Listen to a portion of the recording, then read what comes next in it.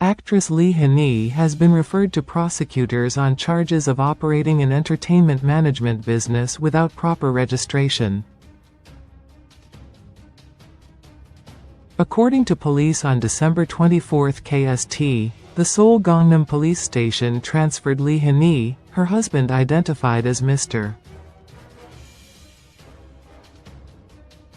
Jang, and their corporation Hope Project to the Seoul Central District Prosecutor's Office without detention on charges of violating the Act on the Development of the Popular Culture and Arts Industry.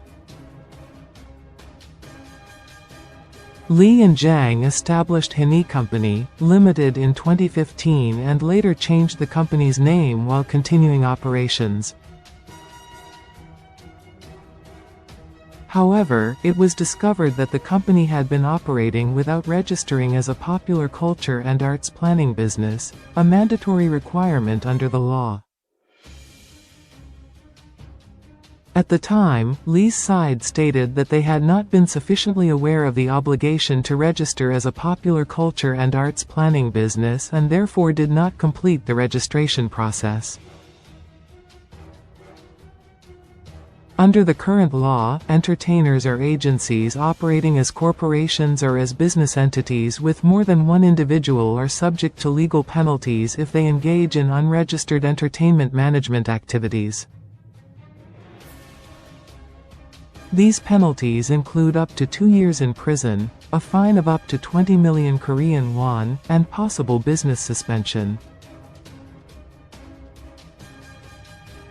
Following the disclosure of the unregistered operation, formal complaints were filed. One complainant argued that lack of awareness cannot serve as a valid excuse, adding that this principle applies equally to public figures with significant social influence and their affiliated organizations. The complainant further stated that Lee Hanee's strong personal brand is inseparably tied to the substance of her management business, emphasizing that there is a constant responsibility to ensure legal compliance. Given the prolonged period of unregistered operation, the complainant asserted that both the individuals involved and the organization must be held legally and socially accountable. Separately, Lee Hanee was ordered by the National Tax Service last September to pay an additional 6 billion Korean won in taxes after her entertainment income was processed under corporate tax through Hope Project. It was also revealed that from 2021 to 2023, the company paid approximately 2.7 billion Korean won in salaries despite having no full-time employees. Additionally, although the company was founded with an initial capital of just 10 million Korean won, it purchased a building worth approximately 6.45 billion Korean won under the corporation's name within 2 years of establishment, raising further concerns. Lee's agency responded by stating that it has fulfilled its tax obligations in accordance with the law as a Korean citizen, arguing that the additional tax assessment stemmed from differences in legal interpretation.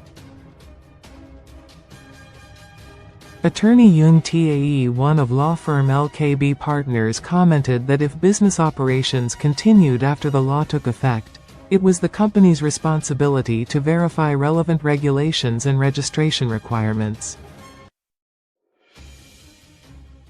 He added that if registration was eventually completed and no significant intent was found, the case could, in practice, be resolved with a fine or a suspended indictment.